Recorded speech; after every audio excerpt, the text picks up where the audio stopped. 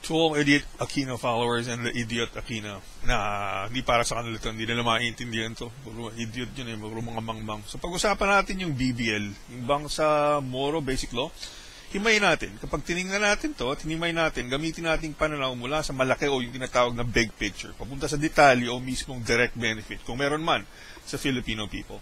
Pag-uusapan natin 7 punto. Context and precedent in world history, ano ang BBL sa kasaysayan ng mundo, sino ang mga bansa na nagbigay ng teritoryo sa mga Muslim, ano ang mga nangyari sa mga bansang ito, at ano ang maaaring mangyari 50 years or 100 years from now sa mundo. Number 2, ang pangalawang punto, comparative politics and comparative economics. Ngayong 21st century, anong bansa ang may problema rin sa mga teritoryo? Anong bansa ang may sitwasyon sa mga Muslim? Anong bansa ang pwede nating pag-aralan o gayahin?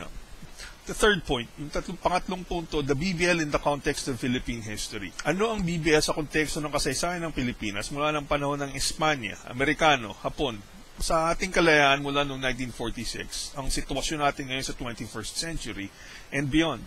Ang ika-4 na punto, people behind the BBL. Sino si Iqbal? Sino si Ferrero? Sino si Coronel? Sino si Aquino? Sino yung nakaposisyon na sinasabing Peace Council? Ang 5th point, yung tinatawag natin history of the president's performance. Background ni Aquino, ng Aquino regime mula noong 1986, kakayahan ni Aquino, ni Noynoy Aquino bilang mamumuno. At legacy ng mga Aquino sa Pilipinas mula nang sila naupo sa posisyon.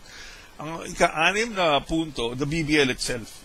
Political, but is it constitutional?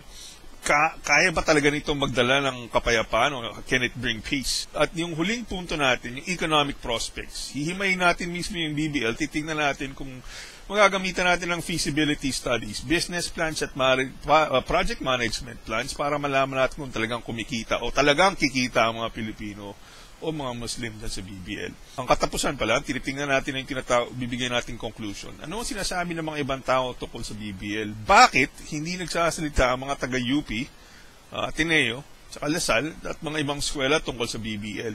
At huling-huli, ang importansya ng role ng default intellectual sa Facebook.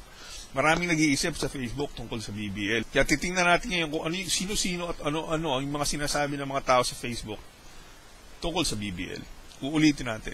Hihimayin natin ang BBL in 7 points. Number 1, context and precedent in world history. Number 2, comparative politics and comparative economics. Number 3, the BBL in the context of Philippine history and society. Number 4, people behind the BBL. Number 5, history of the president's performance. Number 6, BBL itself. And number 7, economic prospects. Uulitin natin, galing sa big picture, titingnan natin at hihimayin natin ang BBL hanggang mismo sa detalye ng mga nilalaman nito. Sana panoorin nyo ito.